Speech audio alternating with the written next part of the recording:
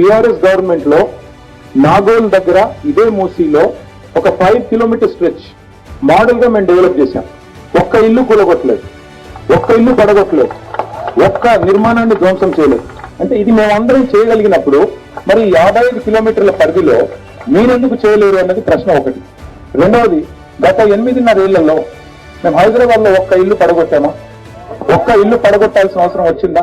కొత్త link roads ఏర్పాటు చేశాము, కొత్త ఫ్లైఓవర్లు కట్టాము, 1,00,000 డబుల్ బెడ్రూమ్ ఇల్లు కట్టాము, కొత్తగా ఎస్టీపీలు కట్టాము, కొత్తగా పార్క్స్ కట్టాము, గ్రేవ్ యార్డ్స్ కట్టాము, మూసీని కూడా కొంత బ్యూటిఫై చేశాము, drinking water ఇచ్చుకున్నాము.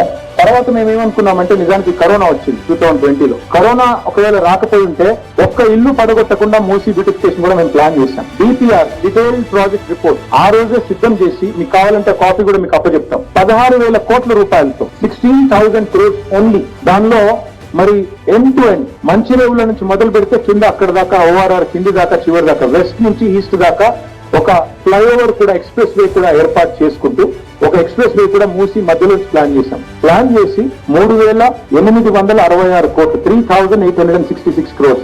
We planned 32 STPs to make Hyderabad the only city in the country which treats every drop of its sewerage.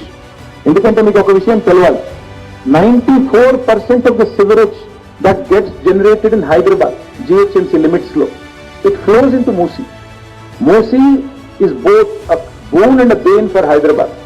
Because it is a boon because natural గా ఇప్పుడు పెద్ద వర్షాలు పడ్డప్పుడు నీళ్ళన్నీ కూడా బై గ్రావిటీ మూసీలోకి వెళ్ళిపోతాయి, కిందికి వెళ్ళిపోతాయి. సో సబ్మర్జెన్స్ కానీ ఇనండేషన్ కానీ ఉండదు. What we have tried to do is we have tried to ensure every single drop of sewerage that gets generated in Hyderabad city limits, about 2,000 MLD. 1 MLD is 1 million liters per day.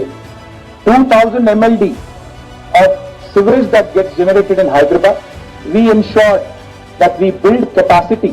866 crores worth of sewerage treatment plants have been built. 80% have been constructed in our time.